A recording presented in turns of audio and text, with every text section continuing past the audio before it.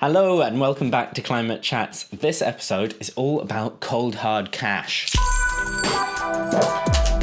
That probably would have been a lot more impressive if I'd done it with notes. The world has now agreed to keep global temperatures well under 2 degrees, with the target of keeping them under 1.5 degrees.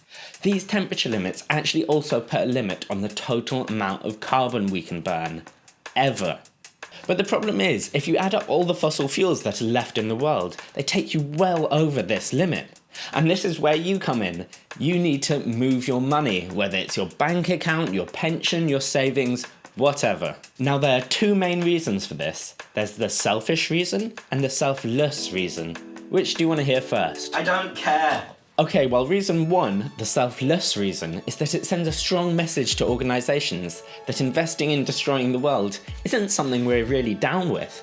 Plus, it encourages them to invest in things which will fight that destruction, say things like renewable energy. Reason two, the selfish reason, is that if countries stick to their word and do manage to keep temperatures well below 2 degrees or even 1.5 degrees, then they're going to have to leave a huge amount of fossil fuels still in the ground.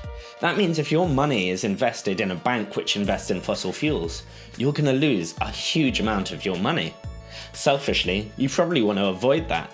So whether you're a selfish sod or a selfless something, you should probably move your money out of fossil fuels. But when you do so, you should let your bank know why, so they can clean up their act. I'm going to move my money away from your bank because you invest in fossil fuels. Your bank account only has 23 pence in it. Yeah, well, I'm going to make a YouTube video about it too.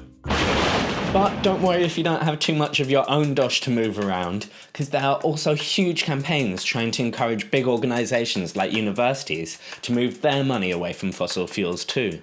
So far, campaigns like this have had quite a bit of success. For example, Norway has a sovereign wealth fund. I don't actually know what that is, but I do know it's worth almost $1 trillion. And they're moving that investment away from coal. So it's not just people like you and me who are trying to move their money away from fossil fuels, it's also huge organisations. So to sum up, get in touch with your bank, get in touch with your university, get in touch with anyone who'll listen to you, and try and move money away from fossil fuels. Thanks a lot for watching. I have put plenty of links in the description to help you move your money away from fossil fuels and encourage other people to do the same. By the way, this whole movement is called the Divest movement.